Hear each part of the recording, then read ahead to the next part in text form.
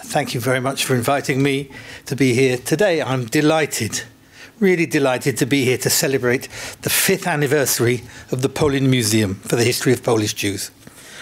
As the lead academic for the two early modern galleries, Paradisus Judaeorum and Miasteczko, I devoted nearly 7 years to this project, and I view it as time very well spent.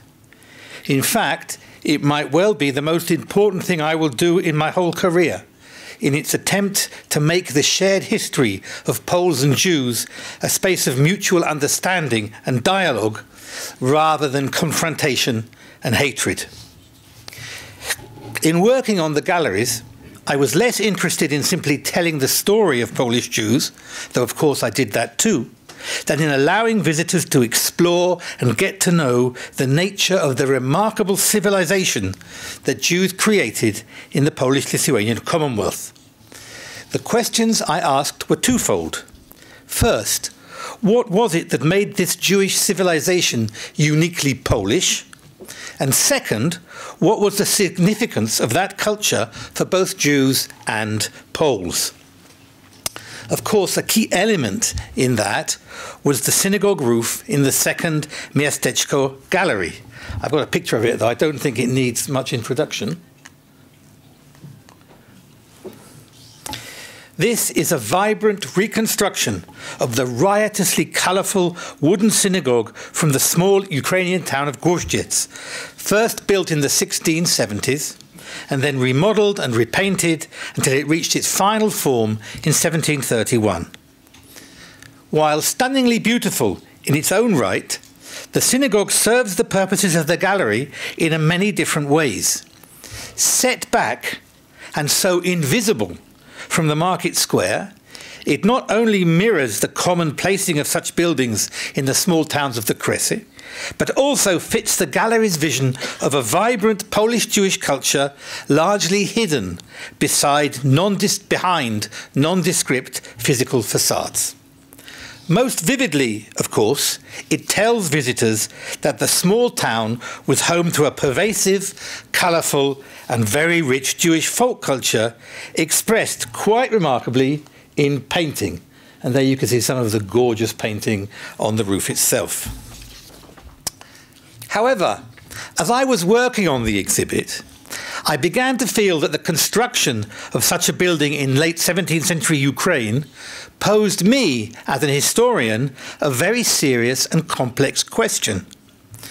Rather than just taking its existence for granted, I had to ask how the synagogue came to be built in that time and in that place.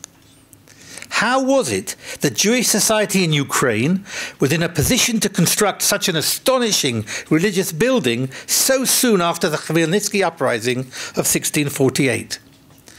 After all, that had been the most catastrophic outburst of anti-Jewish violence since the destruction of the Second Temple in Jerusalem in 70 CE, and seemed to many contemporaries to have put an end to Jewish life in Ukraine once and for all.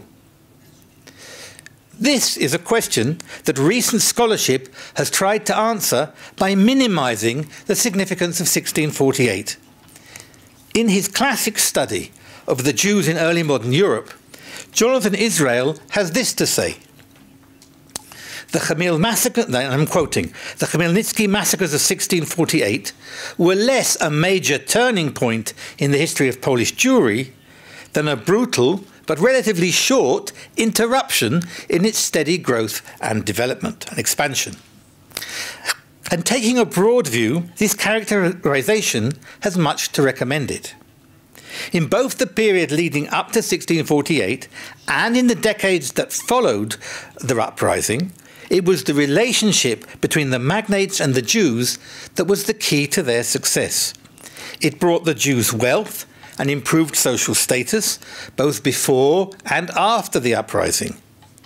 In this long-term view, then, the events of 1648 had little impact on the development of the Jews' relationship with the magnates.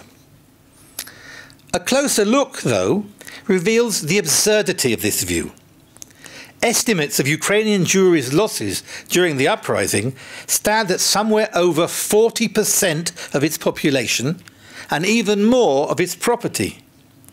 Such a massive disaster cannot be seen as a brief and brutal interruption of anything, but rather as a huge and catastrophic loss, and that we have to recognize it as such. Once we've grasped that, we can return to the question that I've posed.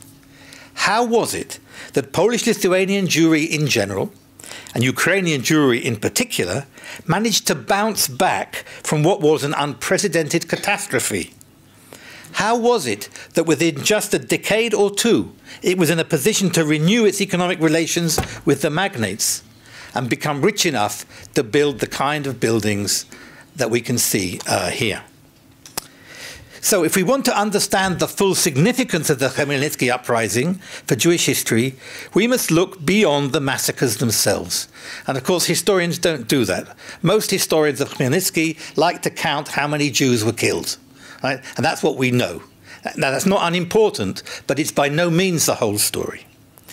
Instead, we should turn our gaze to the survivors, for it's their experiences, and more importantly, how they dealt with them, that will allow us to understand how Polish Jews managed to overcome what they called their own churban, the term used for the destruction of the temple in Jerusalem.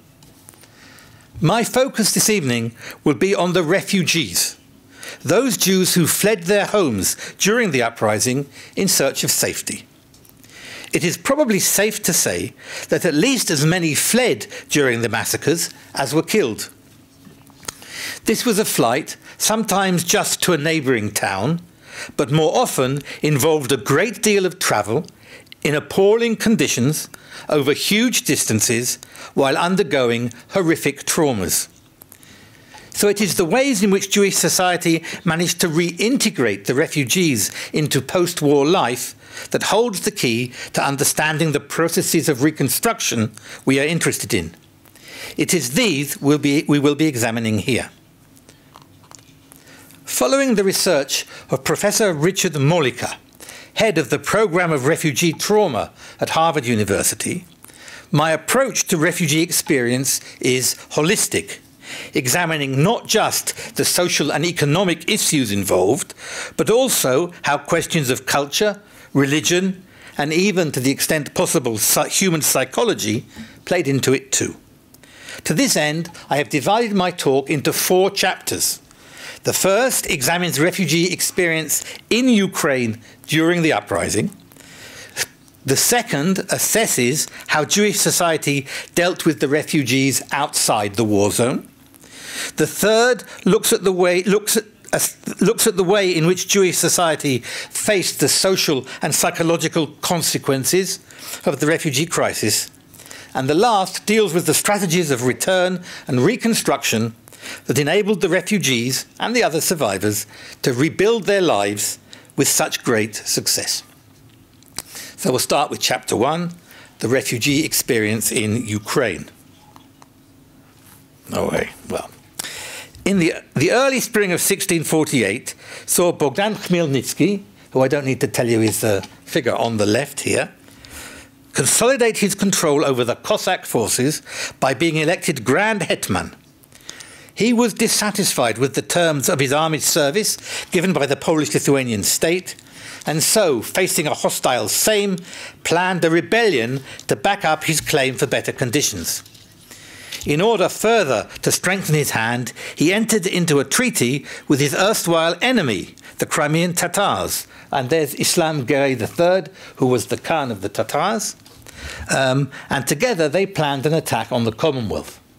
Now, while Chmielnicki was interested in better terms for his soldiers, Islam Geray III and the Tatars were interested in taking slaves. They would capture Jews, young men, and particularly young women, and send them to Istanbul, where they would be sold. And if you want to ask me about that, I've got a whole story I can tell you about that in the question and answer. I have managed to find a picture of Tatar slavers sending women, I'm not sure whether they're Jewish or not, right, down the Dnieper River on the way to Istanbul. The uprising itself began in the spring of 1648 with unrest in the Cossack heartland of Zaporozhye. The trouble soon spread to the more northerly regions of left bank Ukraine, causing panic among the Polish nobles there, who began to flee, calling for military action to end the fighting. This was not a very urbanized region, so most Jews there lived just as one or two family units in those villages where they ran taverns. As the violence grew, many of them, who were correctly identified by the peasants as agents of the Polish noble Catholic occupation of the region, had to flee too, making for the larger, well-fortified towns to the west of the Dnieper River. For these, the first Jewish refugees of the uprising, it was a highly dangerous journey. The huge distances to be travelled and the sparse Jewish settlement they found on the way meant that it was necessary to spend the nights with Christians.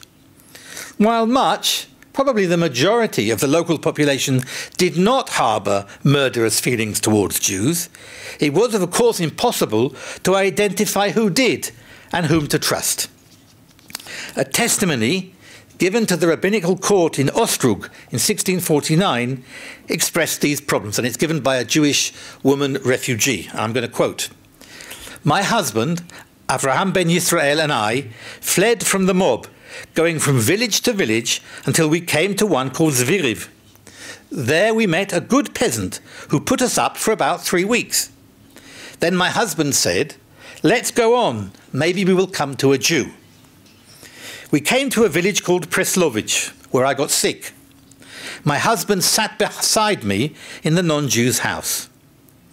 Then the hooligan peasants came, and a villager handed my husband over to them.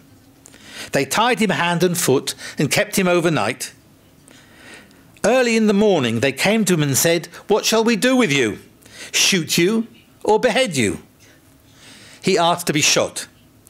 Then I came, said the woman, and asked them to shoot me too. One hooligan said to another, 'Cut off her head.' The other answered, 'She's sick, she'll die anyway.' They shot him through the heart from behind, and he fell. The hooligans left, and I sat beside my husband. He remained alive for half an hour, not saying anything, just sleeping. Then his soul left him.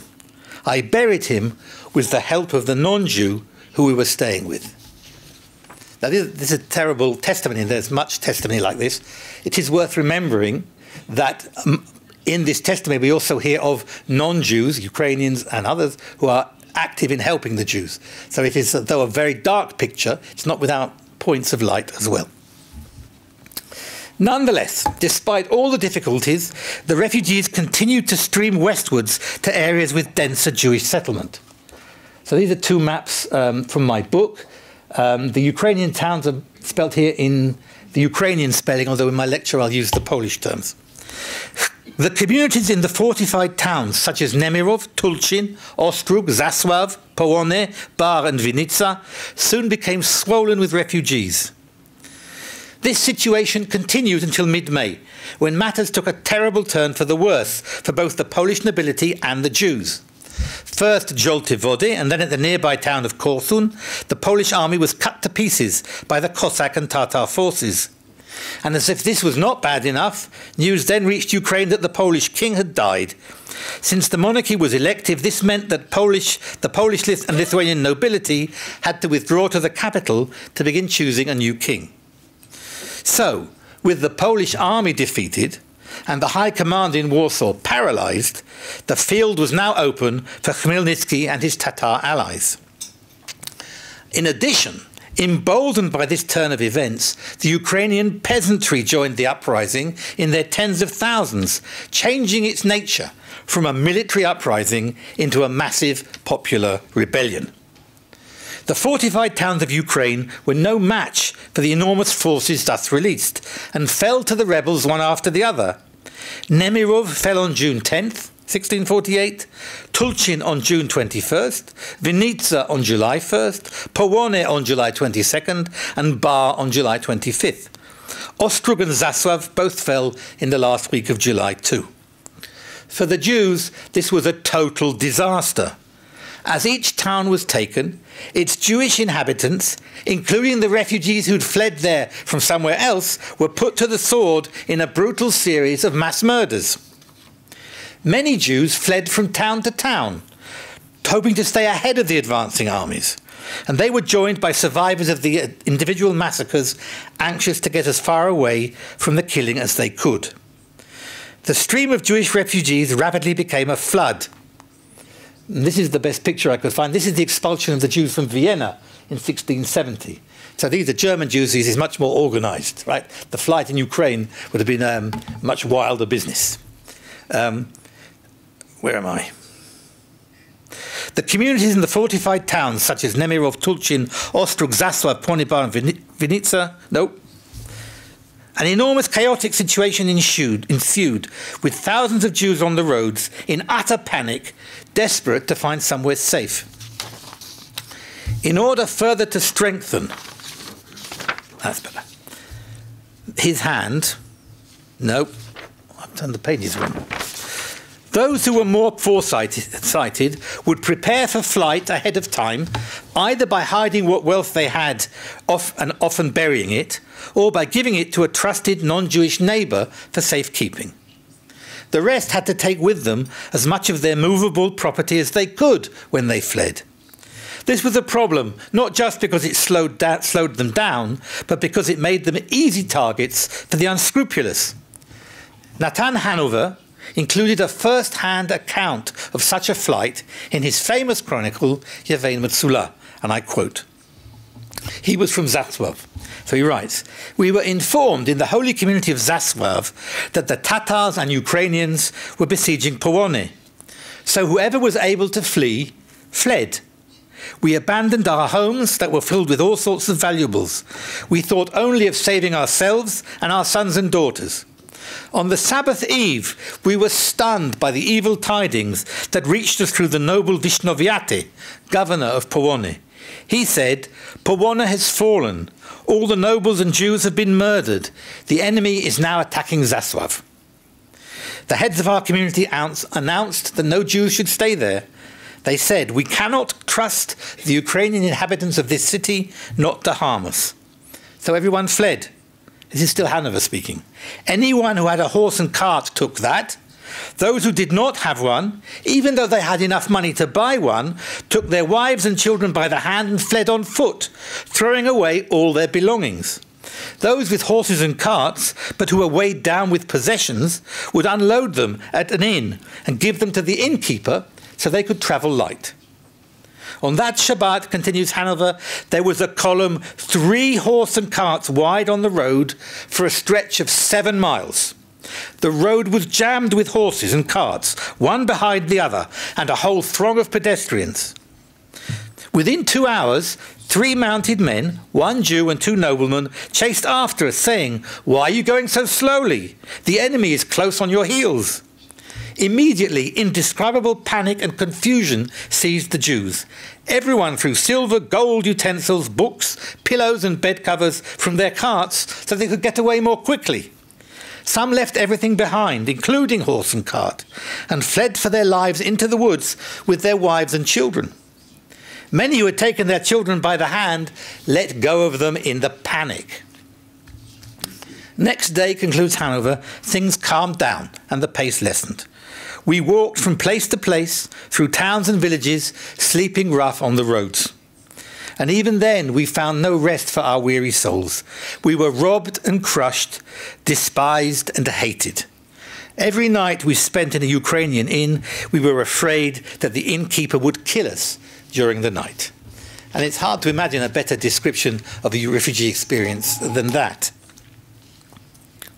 This account of the kind of communal flight that accompanied the early phase of the 1648 campaign paints a vivid picture of the uncertainty and fear that reigned. It also shows the chaos created when so many people were on the move at once. 1 or 2 other aspects of the experience can also be seen. The first of these concerns the transmission of information. it would seem that though the news reported from one to another was not always accurate, and that's a common feature of wartime life, there was a considerable flow of information between Jews and non-Jews as everyone strove to understand what was going on. There is certainly no sense of the Jewish communities being isolated from their surroundings. Hanover also emphasizes in his account the breakdown of social structures involved in flight. All the money owned by the socio-economic elite was not enough to get them a horse and cart if there was not enough time to buy one.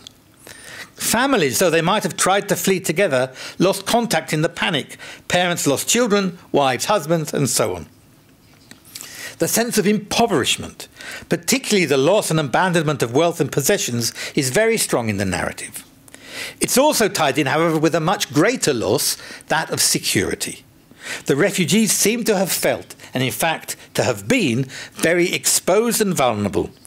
All the physical and psychological defences built up over generations of living in the Jewish communities of various towns were stripped from them, and they were now seemingly alone and defenceless in a very threatening world.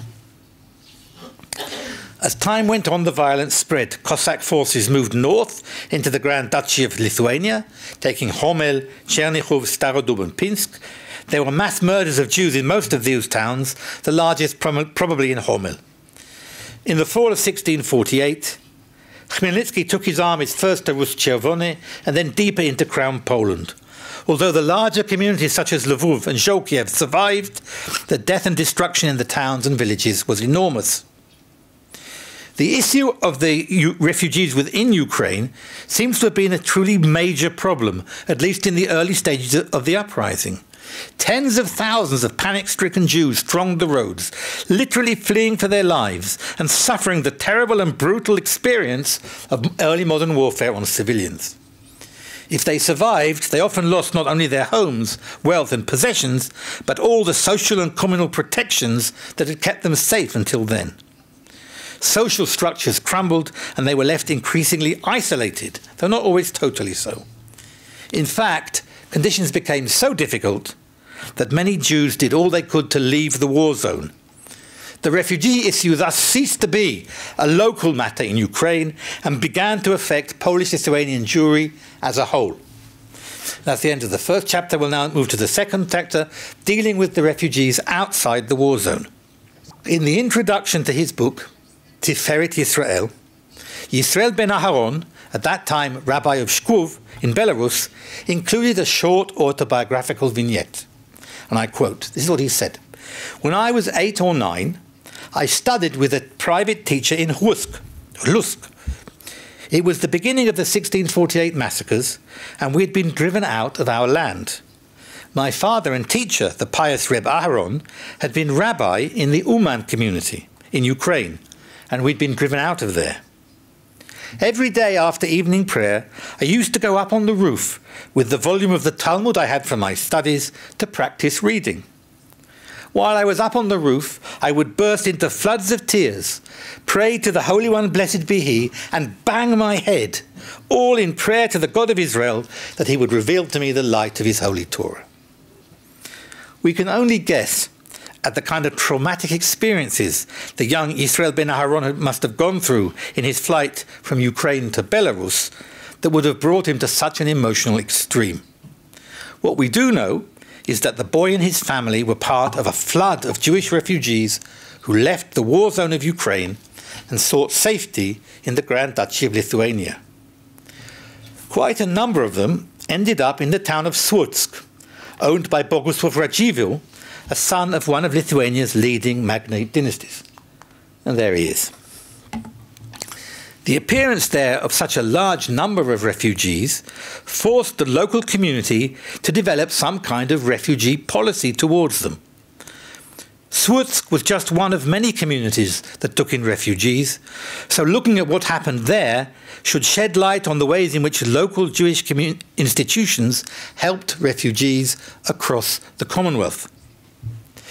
The Jewish community in Słupsk was relatively new in 1648. Though there were always religious and social tensions in the town, For the most part, relations between the different ethnic and religious groups that lived there were peaceable. Jewish refugees from Ukraine seem first to have reached Słupsk only in 1652, but by 1655 it was home to a significant number. And here I've just got a picture of Słupsk, and if you look above the castle in this picture, you can actually see the two synagogues, which were built a bit later than this period. The big one was called the Cold Synagogue, because it was too big to heat properly. The first problem the local community faced was to find housing for the refugees. It seems to have done this by placing them in private homes, often causing highly crowded conditions. This brought the community into conflict with the town council, which wanted to prevent any growth in the town's Jewish population. The council ordered that only Jews whose names appeared in the town register be allowed to live there, complaining that, and I quote, "The numbers of the Słupsk Jewish population have grown so greatly that 4 or 5 families are living in a single house." Another tactic was for Jews to take over houses previously owned by Christians in return for defaulted loans. In response, Radzivill's commissars in Słupsk issued an order in 1658 banning both local Jews and what they called foreign Jews, by which they meant refugees, from acquiring houses and courts outside the streets designated for Jews. However, to judge by the continual growth in the number of Jewish-owned houses in the town, this order was not enforced. So having dealt with housing, the next issue facing the community was to help the refugees make a living. Many Jewish women took to the streets to sell baked goods, because baking was one of the few skills that female refugees could exploit in order to earn an income. Jewish men engaged in a wider range of activity, for the most part petty trade.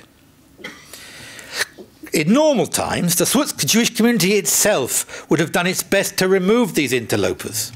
However, in the early 1650s, the Lithuanian Vard, the Lithuanian Jewish Council, had ordered that refugees be integrated as far as possible into the local economy. Doing this brought the community once again into confrontation with the town council, which wanted to stop Jews from outside Słupsk doing business in the town. Things took a particularly ugly turn in 1657, when Bogusław Radziwiłł issued an order stating that Jews from various places were thronging into the town and bringing the plague with them. And by the way, that trope of refugees bringing plague, bringing illness, is one that we can even see in our society today.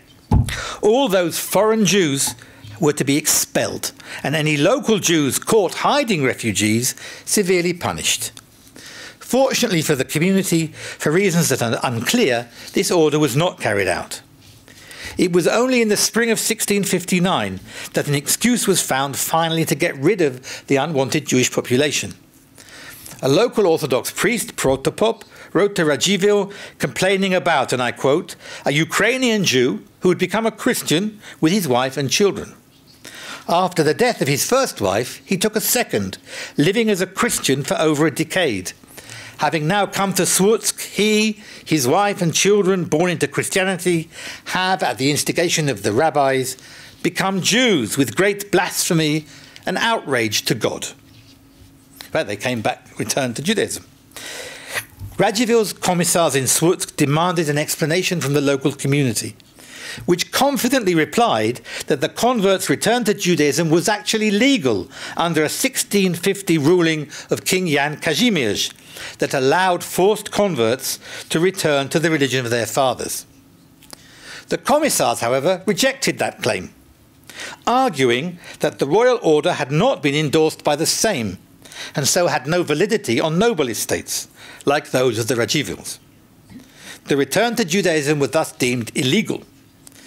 This provided the pretext necessary, and on June the 7th, the Słupsk community was ordered to present the commissars a register of all the local Jews. And just 2 days later, an order to expel all the foreign Jews was issued to get rid of the refugees. Once again, however, the legislation seems to have been ineffective. Complaints continued to be made of foreign Jews thronging the town. This suggests both that the expellees had soon returned and that the stream of refugees coming into Słupsk had not stopped. None of those Jews could have stayed there, or in dozens of similar communities, without the help of locals, who not only opened their doors to them quite literally, but were prepared to enter into confrontation with non-Jewish society on their behalf. They succeeded in organising themselves so they could provide the refugees with housing, ways to make a living, and to the extent possible protection.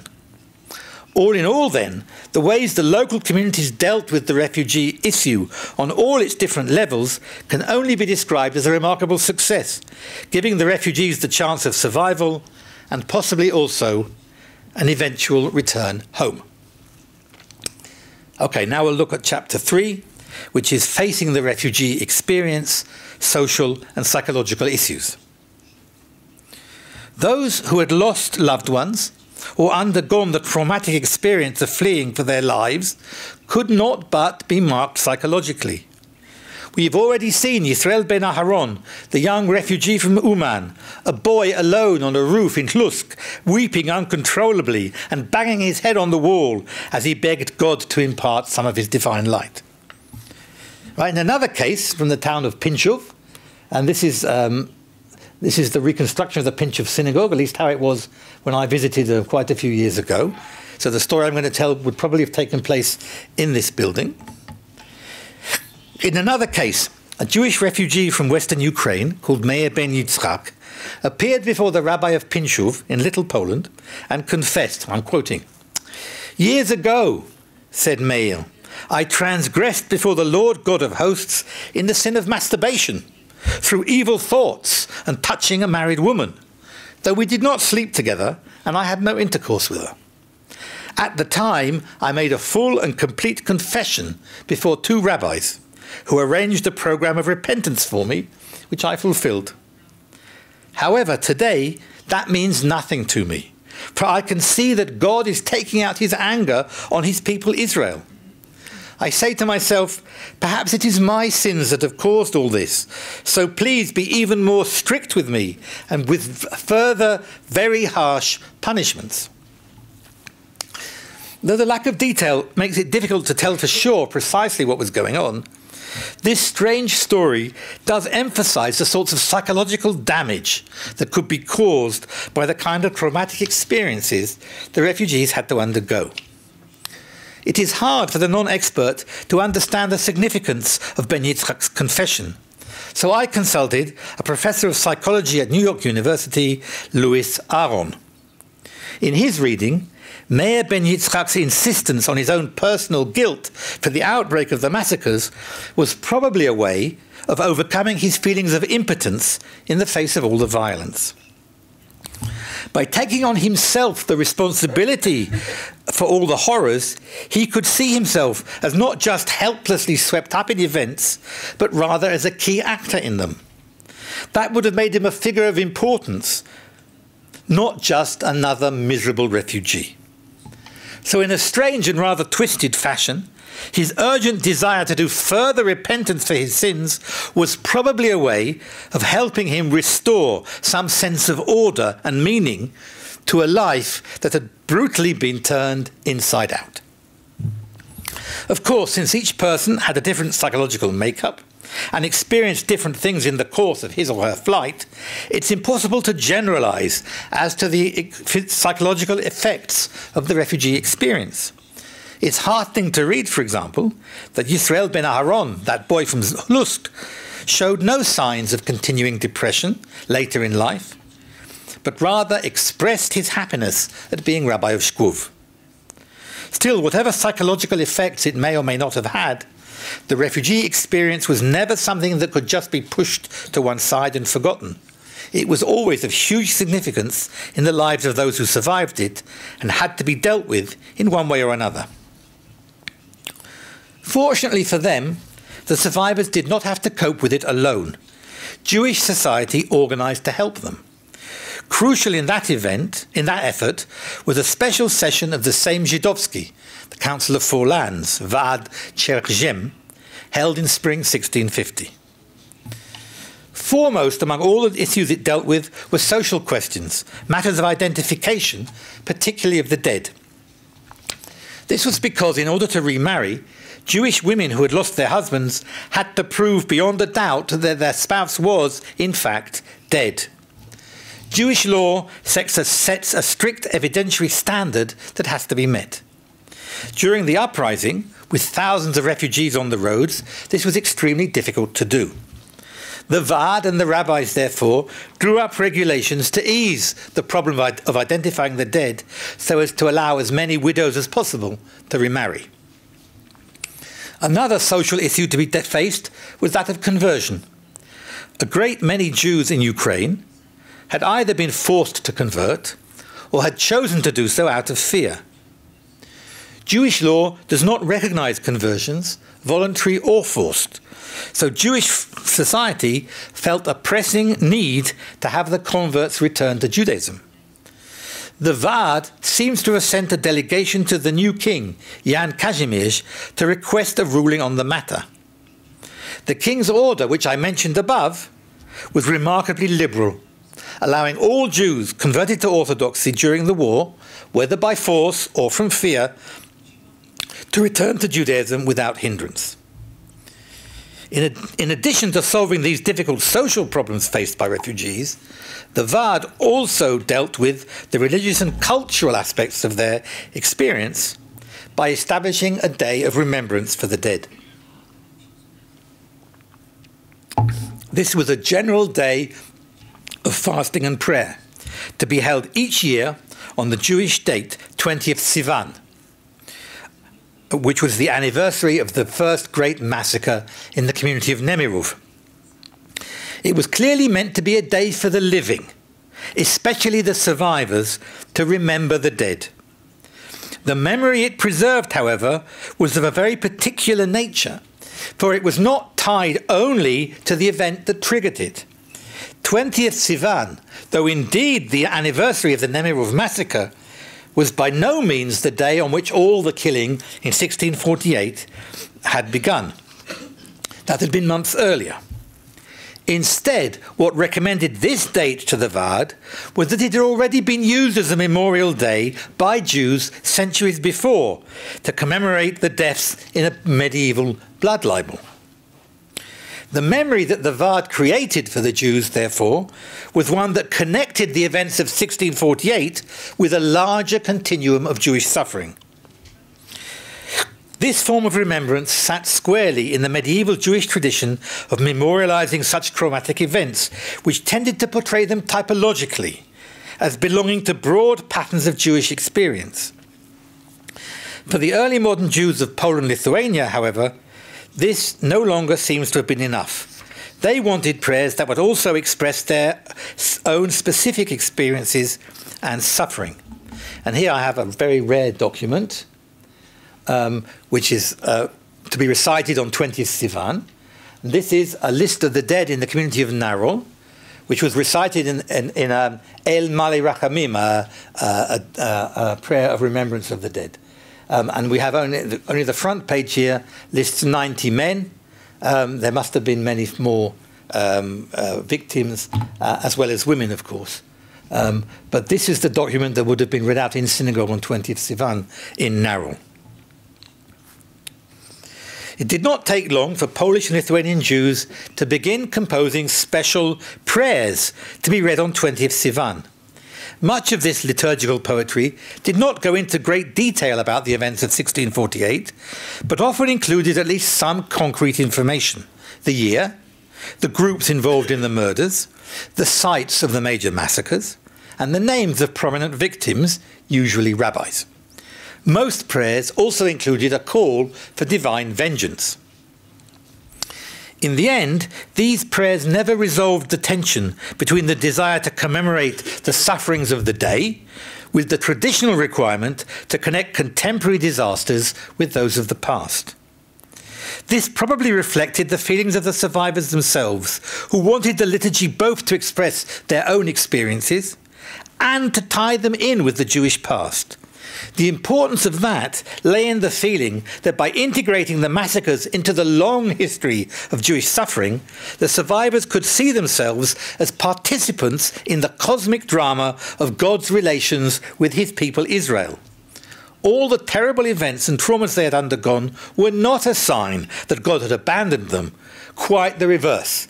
They were living proof of his ongoing relationship with them. Beyond these theological issues, the fast day and prayers recited on it seem also to have provided the kind of psychological crutch that many of those touched by the traumatic events would have needed in order to move on from their horrendous experiences.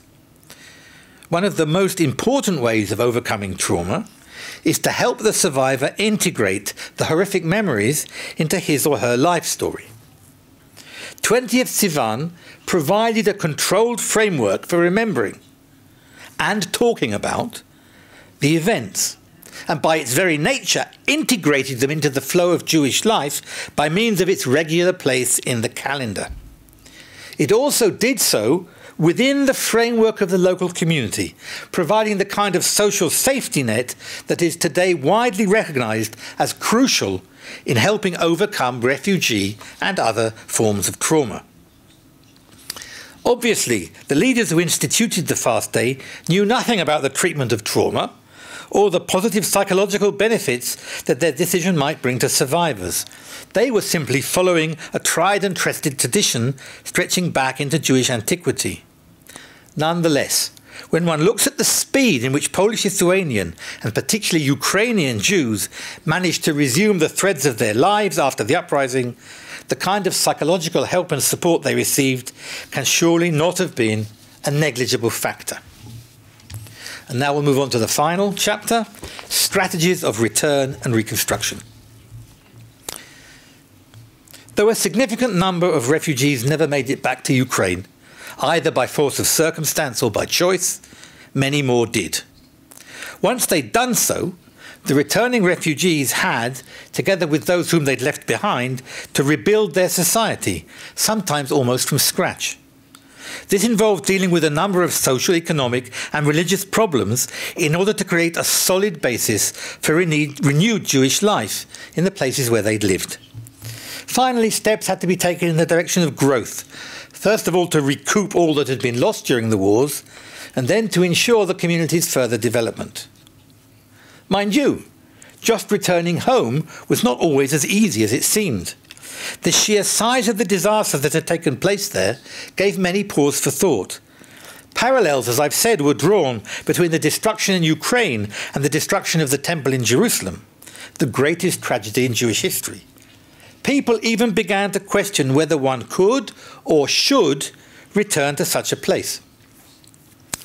Evidence of this feeling can be found in an entry in the community record book of the Chortkov community, and I quote, "As a result of the terrible disasters of 1648 in Ukraine, when the whole region of Podolia was thrown into an uproar, the rabbis of the Four Lands ruled that no Jew should live here." Such a prohibition on return to Ukraine seems to echo the view that rabbinic authorities forbade the Jews to resettle in Spain after the 1492 expulsion. However, unlike what happened in Spain, Ukrainian Jews did return home as soon as the fighting had died down. It was not easy for them. They were returning to a land ravaged by war, towns largely destroyed, and Jewish communities sometimes quite literally decimated. What that must have felt like can be seen in an autobiographical vignette written many years later by Mayor Tarnopolel, who remembered vividly what was for him the childhood experience of returning to his hometown of Tarnopol. I quote, "In 1648, had the grace of God not moved my father and one or two other community members to move quickly and flee the fighting, we would probably all have died. We were hurried from town to town and from place to place in the heat and the cold. When winter came, we went back to our own town. Our houses had been burned down. and our property taken over by strangers, i.e. non-Jews, we had many years of sorrow. While our father was alive, he would look after us like a bird watching over its chicks. But after he passed away, our daily lives became unbearable. As well as pointing out the emotional difficulties the refugees suffered in returning to such devastation, this short text also tells of some of the more concrete problems they faced. First and foremost, their economic situation was considerably worse than it had been before the war. Their property, particularly if it was real estate, was likely to have been destroyed or seriously damaged. In such conditions, simply surviving from day to day was a serious challenge, and with life on a knife edge, any other problems, such as the loss of a breadwinner in Tarnopola's account, must have had the most serious consequences. Once the Jews were back in town, they had to reconstitute Jewish society. In many cases, the Jewish community administration seems to have been up and running quite quickly. The next major concern was ensuring the community's economic base. This meant getting back as much as possible of the property that had been abandoned during the flight. In many, if not most cases, buried property was retrieved, and those friends and neighbours to whom the Jews had entrusted their possessions returned them without demur. However, sometimes things had been stolen, and their new owners did not want to give them back. In such cases, the Jews had to go to court for restitution. Israeli historian Moshe Rossman has studied the first 2 years of the Jews' return to the Ukrainian town of Dubno on the basis of the urban records. He notes that of critical importance was the fact that within weeks of the return of peace, the non-Jewish urban institutions of the town council, and particularly the court, had reconstituted themselves and were dealing with myriad cases of stolen property or damages. Interestingly, though religious and ethnic tensions had played a large part in the violence, the courts seem to have ignored this aspect of events. Whether Jews, Catholics, or Orthodox Christians were involved, the cases were treated purely as civil or criminal matters. Thousands of such cases were pursued as society struggled to put its life back together. It is perhaps a sign of Jewish society's confidence in the Commonwealth's legal system that even after the violence they had suffered at the hands of their non-Jewish neighbours, a great number of returning Jewish refugees appeared before the court to pursue their claims for justice. A different socio-religious issue to be resolved concerned Jews who had converted to Christianity during the wars but now wanted to return to Judaism. Not all converts felt that way. Some, perhaps many, preferred to remain as Christians. It was a lot safer. Those who did want to return found themselves in a complicated situation, because even though the king had made it legal, acceptance back into the Jewish world was not always automatic. Jewish law mandates that it's forbidden for Jews to convert, even under duress. They should rather be martyred. So following the strict letter of the law, there should have been no converts left to want to return. Nonetheless, the realities of wartime life meant that there were many converted Jews returning from captivity who now wanted to resume their previous lives. The great legal authority of the previous century, Rabbi Moshe Islis of Krakow, the Rimu, cognizant of the conditions in Eastern Europe, had given a minority ruling that forced converts who wanted to return should be accepted unconditionally, and many 17th century rabbis adopted his approach. The next challenge that faced the returning refugees was to resume their economic life. As the text by Mayor Tarnopola suggests, this could be very difficult, at least in the immediate post-war period. The urban markets were in disarray, regional and trans-regional trade was difficult and dangerous, and the high levels of destruction meant that production levels had fallen dramatically. However, as much as this posed a threat to Jewish society, it also presented an opportunity. In the largely agricultural economy of the region, many non-Jewish townspeople abandoned trade or craft in the terrible conditions of wartime and relied instead on subsistence farming in order to survive. Jews who were not allowed to own land were forced to remain in their urban occupations, whatever the conditions.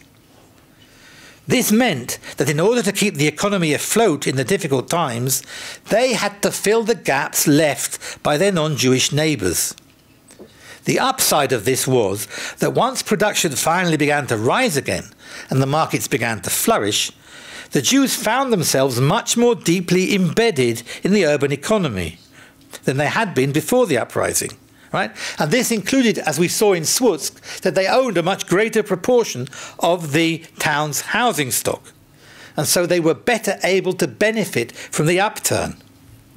The Jews, therefore, seem to have emerged from the catastrophe more quickly and more strongly than their non-Jewish neighbours.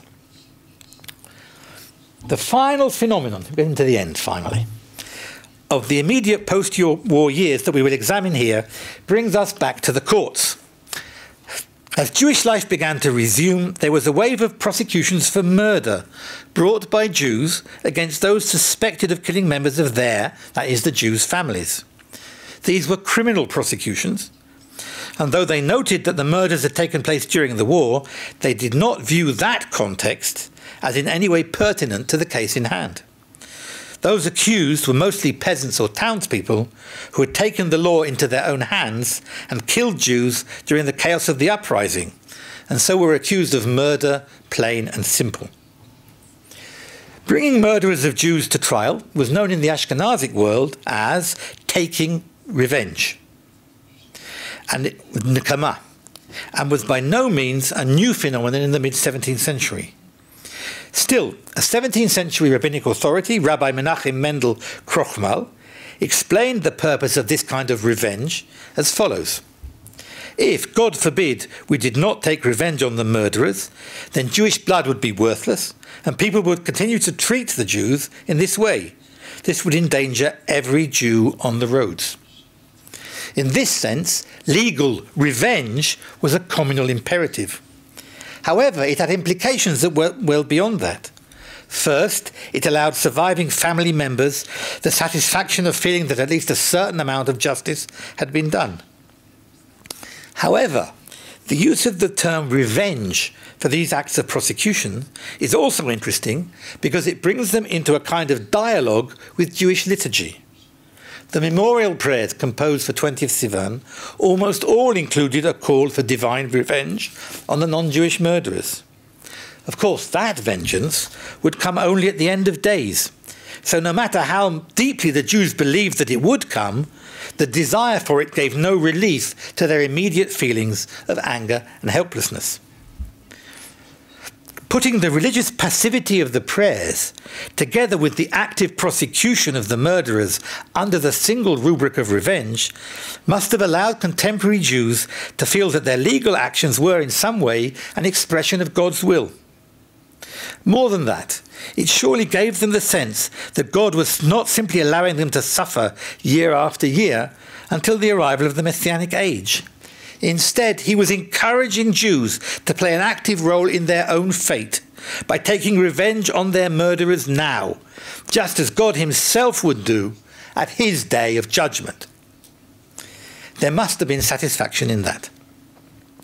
One might even argue that by providing outlets for revenge in both liturgy and litigation, Jewish society allowed the traumatized refugees to sublimate their desires for vengeance and channel the harmful emotions in directions more conducive to their mental health. To conclude, though Ukrainian Jewry suffered a catastrophe of unimaginable proportions during the Chmielnickiy uprising, which involved huge loss of life, money and property, as well as a massive displacement of its population, it displayed quite remarkable resilience.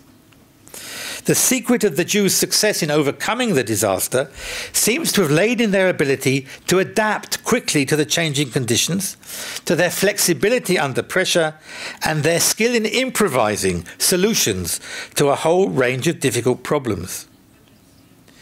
Jewish society was extremely active in helping returning refugees rebuild their shattered lives, helping not just solve their social, economic and legal problems, but also providing a measure of relief, at least some of the religious, cultural and even psychological challenges they faced.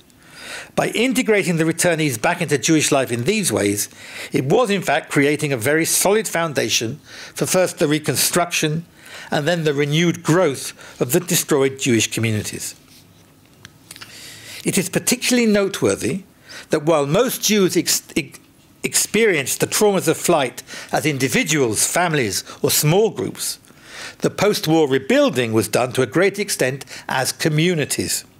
It was this communal approach that, as much as anything else, characterized the way Polish-Lithuanian Jews dealt with the problems raised by the refugee crisis and helped the survivors and returnees back onto their feet. This was a process not without tensions and difficulties and involved much suffering. Still, as the years passed, it led to the Jews becoming increasingly well-positioned to grasp the opportunities that would come their way as they consolidated their position in the urban economy. So by the time the magnates began to call on the Jews to return to running their estate economies, the Jews' processes of community rebuilding and socio-economic reconstruction were far enough advanced that they were able to take up the invitation. Beyond this, the relative weakness of the non-Jewish townspeople, who do not seem to have developed parallel strategies to those of the Jews, meant that the previous economic relation between magnates and Jews not only resumed, but in fact intensified. And since the magnates would become the major political, social and economic force in Poland and Lithuania for at least the next century, the Jews soon found themselves in a much more comfortable position, able to leave the traumas of the past behind them and move into the future with a greater degree of confidence. And so, as a result of Polish Jewry's treatment of the refugees, within just a few years, even small communities like that of Groździec could build new synagogues in which to pray, and to decorate them with such sumptuous and riotous beauty that we are still marvelling at them even 3 centuries later. Thank you very much.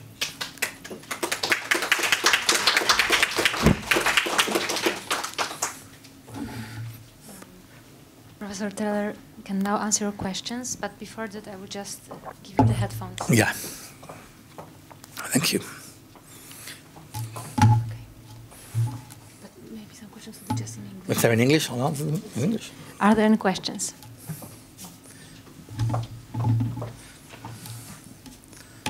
Well, thank you, Adam, for a wonderful lecture.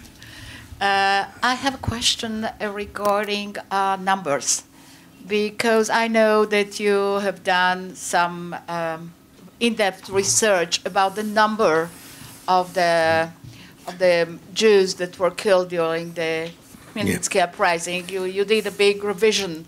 So the first number that I would like to know, what is your research? What is the result of your research, as far as numbers go? The second number is the Jews in Słupsk. How many were there, and how many refugees? What was the numbers?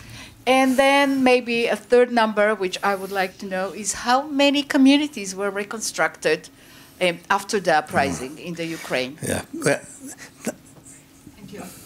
Numbers is always a very interesting issue, but bearing in mind the state of the sources, it's very difficult to come to some real, solid, concrete results. The best guess we have for the number of Jews in Ukraine in 1648 is around 40,000. And the number of dead is estimated at around 18,000. So as I say, that is between a third and 40% of the population. But of course, that's not the end of the story. Many, well, at least as many Jews as that actually fled. They didn't stay at home. The Jews tended to run away ahead of the army. They were frightened of what the soldiers were going to do to target them as Jews. And so even that huge figure of 40% killed does not even reflect the size of the disaster, because as many again fled. And so life was totally sort of, broken down. That was one. The number of Jews in Słupsk in the 1640s Well, I see Maria there, and she also. No, I can't the exact number, but it's in the high hundreds, low thousand, I think. No, yes, okay, okay, yeah. So if we think of a Jewish community of around 1,000, perhaps a bit more, we don't know how many refugees there were, because they didn't note them. I mean, there was no census taken. It was enough, however, to swell the population significantly enough for the non-Jewish authorities to want to get rid of the refugees. So you're going to have to assume, once again, 10, 20%. So you're talking about hundreds of refugees. What was the number of communities destroyed and rebuilt? Absolutely no idea. There is no way at all of assessing what happened in Ukraine in terms of destruction and rebuilding. We know stories of big communities, but there are so many communities that it's just impossible to tell. What is clear, however, is the vast majority of the communities were affected very seriously. Right? Once again, because of the sheer numbers of dead and the sheer numbers of fleeing. And so you probably reckon that the vast majority of the communities had to reconstruct themselves, though how seriously we don't know. I'm sorry, I can't be more precise than that, but we don't have the sources.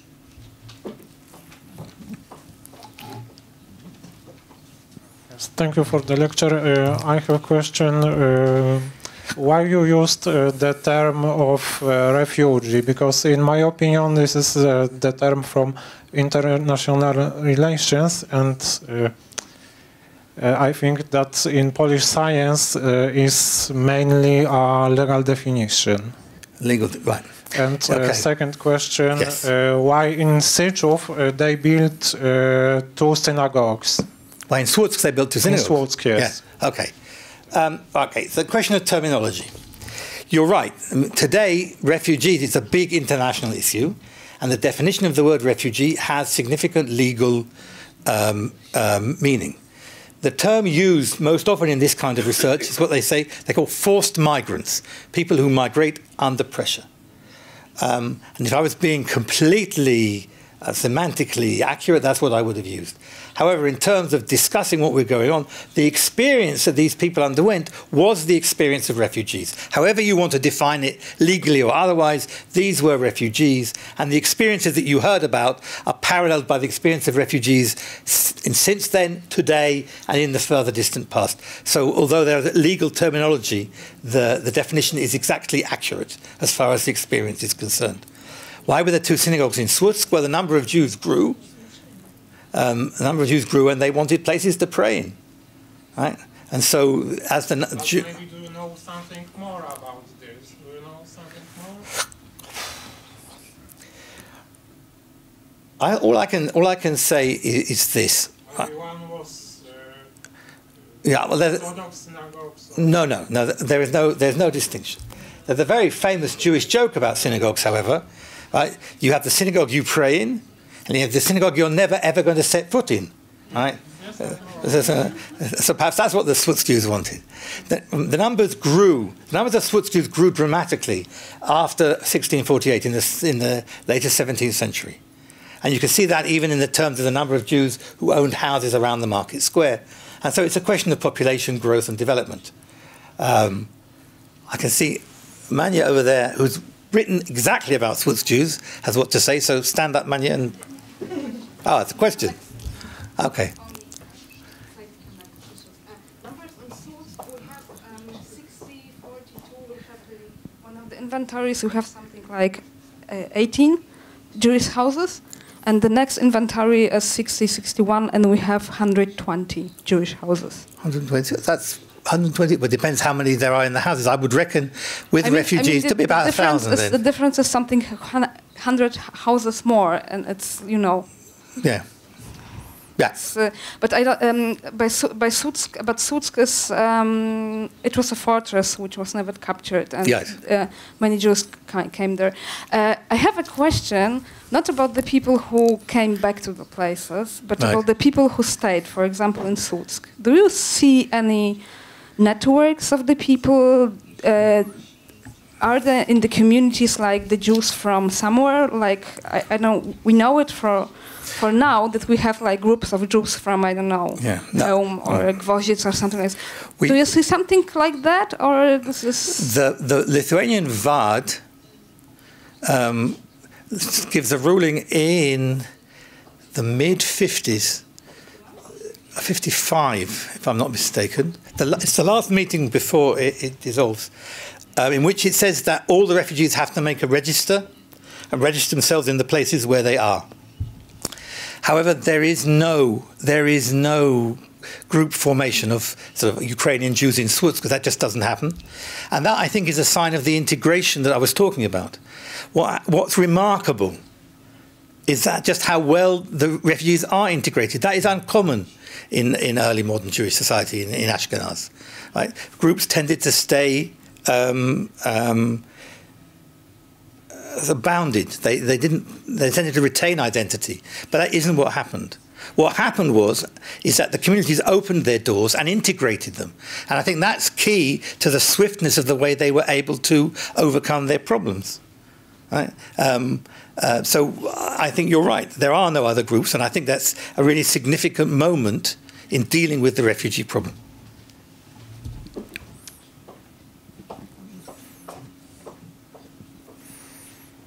Thank you for the lecture, and I have the basic questions.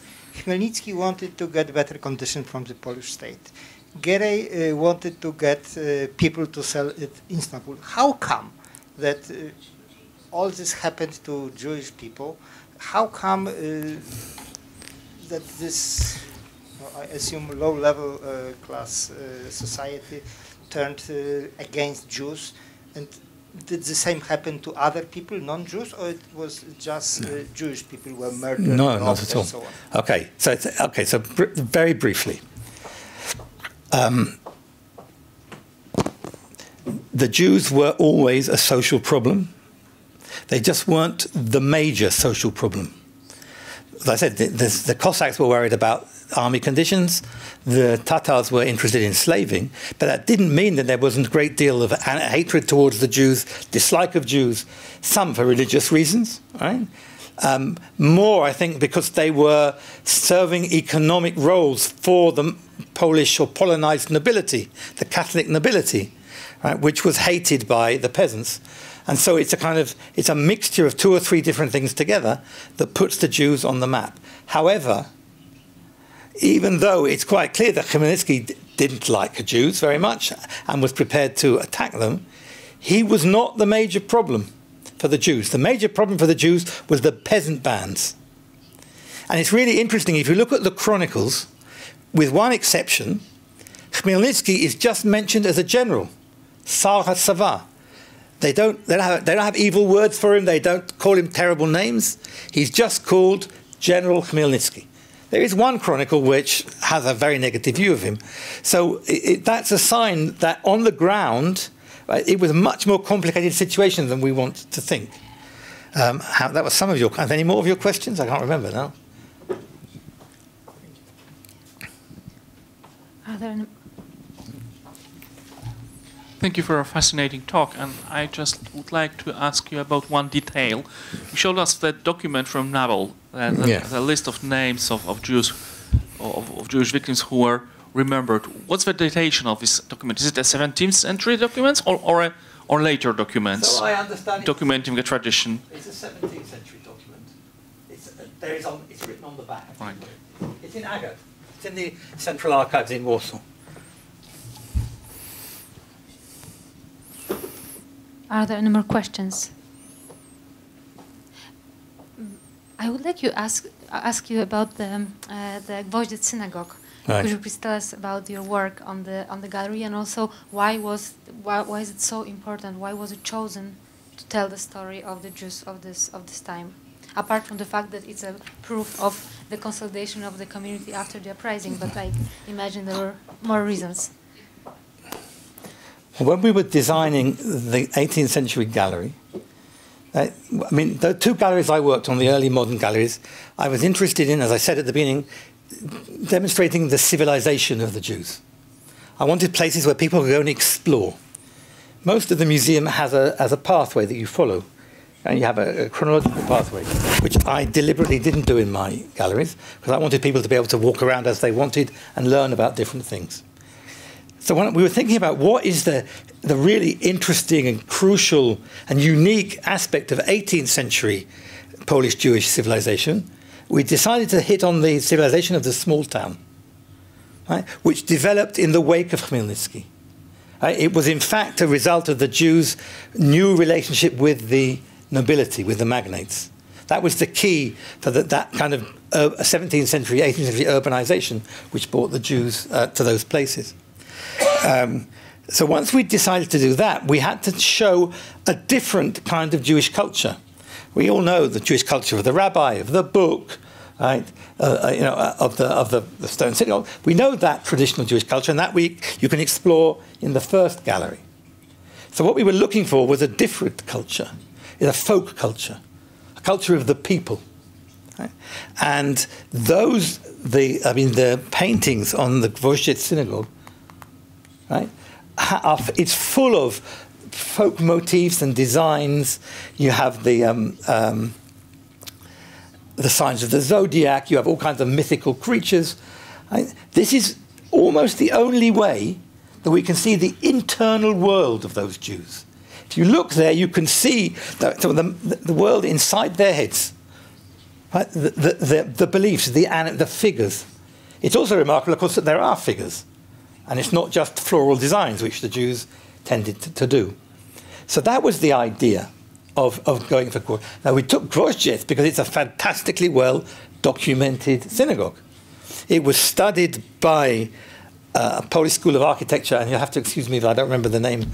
Piechotkowie. No, before Piechotkowie. Zajęczyk? Yes, Zajczyk. Zajczyk, yeah.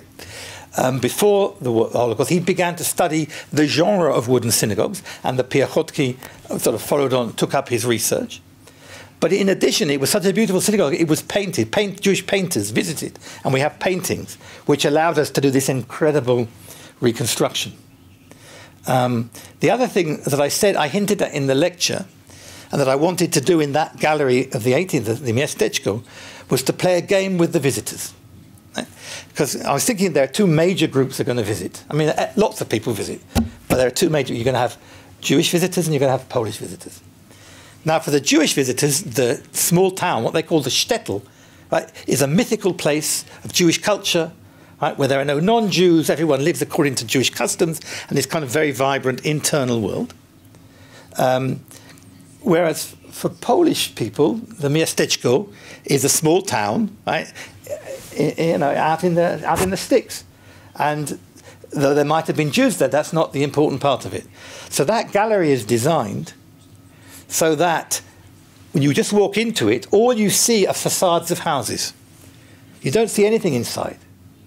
So for a Polish visitor, that's okay, Miasteczko, that's what it looks like. For a Jewish visitor who looks and you can see Christian figures and it's just a small town, that's a big switch in the head. You're not thinking about a mythical town, you're thinking about a real place. On the other hand, if you go behind the facades, which is very easy to do because that's how it's designed, you see this incredibly rich Jewish life, right? Whether it's the synagogue, whether it's the home life in the tavern, right? It's all there, but you have to look for it. And that's kind of a message for the Polish visitor, and it's the message of the museum, right? It's here. Just look for it and you'll find it. And it's brilliant, it's rich. And so that's the idea. And Gwoździec was fantastic, because when you go into the market square in that gallery, you can't see it. You wouldn't know it was there if it hadn't been on all the websites and all the, whatever. You can't see it, and that's how it was. And that's the idea. That's the idea that was really attractive to me. That incredible wealth, but behind the facade. Thank you. Are there any more questions?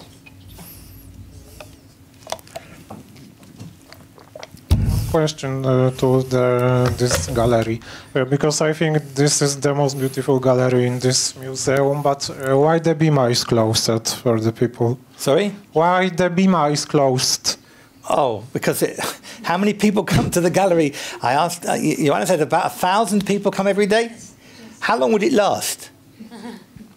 The other thing about this, and why it's important that it does last, Right, if you also go through the galleries, you'll see that there are not many actual artifacts, right, concrete things from the period. Not many have survived. This is what my idea. It was Professor Barbara Kirchenbach-Gimbert's idea, but it's a brilliant idea. This is made by craftsmen using 18th century techniques, 18th century material, not waiting people, but materials that would have been used in the 18th century, right? So that in fact, it's an 18th century artifact. It was done by a company from America called Hanshaus, and they work with groups of students in Poland.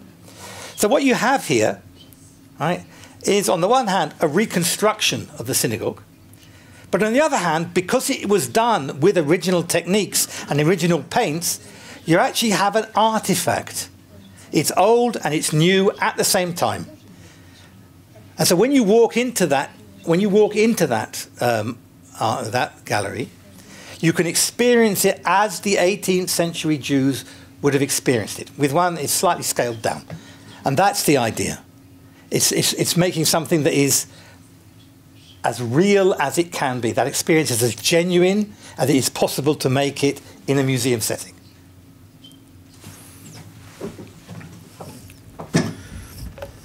I wonder if in your research, or you know of some other researchers, has anybody ever found accounts of those taken into slavery, their experiences? Yeah, well, I've done a lot of work. I've done a lot of work on that, and it's a very interesting phenomenon.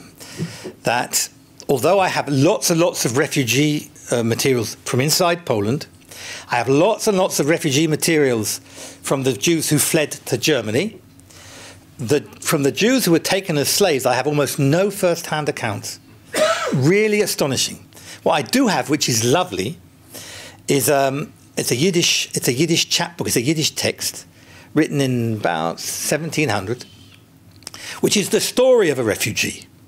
Right? So it's a pious girl called Rachel who flees Nemirov. Right? She runs away with some other people, and they have children, and they get lost, and they want to kill the children, leave the children behind, and she won't do it. And they get to Crimea, and they get captured, and they get taken to Istanbul, and they get redeemed. So it's fiction, but it's a genuine it's an 18th century thing. I haven't worked out why. Polish Jews are an incredibly creative group of people. So it's no surprise to me that we have lots and lots of testimony of the refugee experience. It's an incredible surprise to me we don't have almost no first-hand. What we do have, though, is records of the people who saved them. This is it's going to be the cover of my new book. And it deals with the refugees in 3 settings: in Poland, in Central Europe, and in the Ottoman Empire. And this is the picture from Bet HaTfutzot in Tel Aviv, which is called A Polish Jewish Refugee Tells His Experience to a Jewish Family in Izmir. Because what happened was, once all these Polish Jews got taken to Istanbul as slaves, right, Jewish law mandates that they have to be redeemed. You have to buy them back. That's very, very expensive. There were thousands of them, right? Incredibly enough, the Jewish world of the Mediterranean gets in contact with each other, sets up philanthropic networks, and uses ones that already exist in order to raise the money to ransom these Jews. And from the few records we have, it seems they ransomed almost all of them. And so that's the second part of the story, how the whole Jewish world, not just Ashkenazic Jews, but Sephardic Jews, began to cooperate in order to redeem the Polish Jewish captives in Ukraine. And it's an incredible story of international philanthropy, which has I don't think it has any parallel. They ended up in other parts of the world after being redeemed, yeah? Well, some of them stayed put in the eastern Mediterranean, the Ottoman Empire, but a lot returned home. They would travel up through what we'd call today Romania and to Ukraine that way. Yeah.